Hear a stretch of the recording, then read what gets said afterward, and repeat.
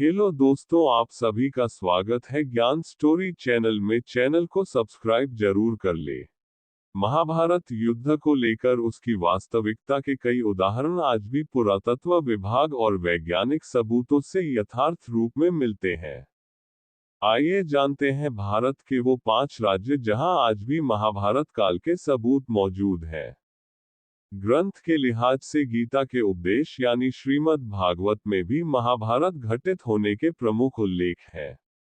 इसके अलावा देश में कम से कम 5 ऐसे राज्य हैं जहां आज भी महाभारत युद्ध से जुड़े प्रमाण पाए गए हैं।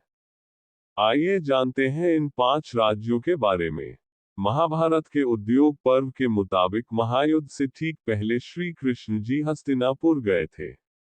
इस वक्त चंद्रमा रेवती नक्षत्र में था, जबकि हस्तिनापुर जाते हुए भगवान कृष्ण ने रास्ते में एक जगह रुककर विश्राम किया।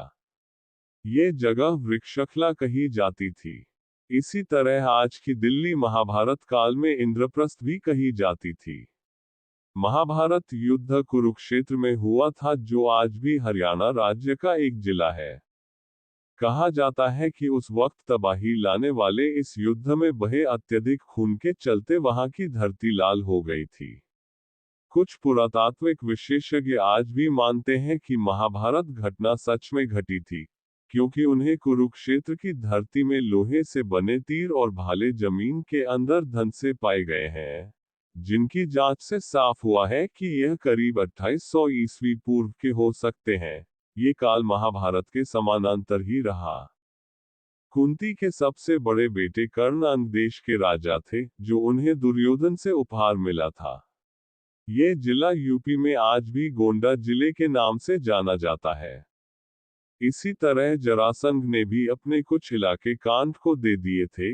यही इलाके वर्तमान में बिहार के मुंगेर, भागलपुर जिले के नाम से जाने जाते हैं।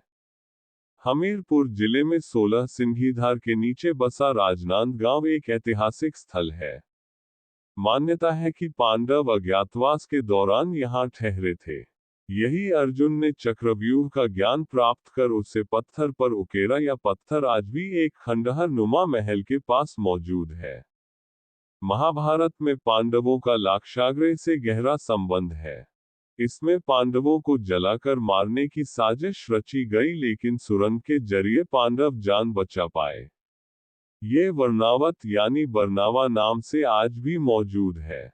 इसी तरह द्वारका नगरी, जो कृष्ण की राजधानी थी, बाद में यह समुद्र के अंदर डूब गई। आधुनिक पुरातत्व विभाग को भी गुजरात के पास समुद्र के नीचे एक ऐसा शहर मिला है जिसके प्रमाण है कि वह द्वारका नगरी है।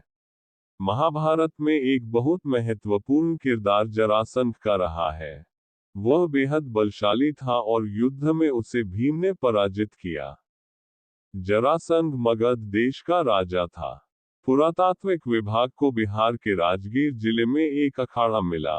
माना जाता है कि जरासंध का भीम ने यही वध किया था।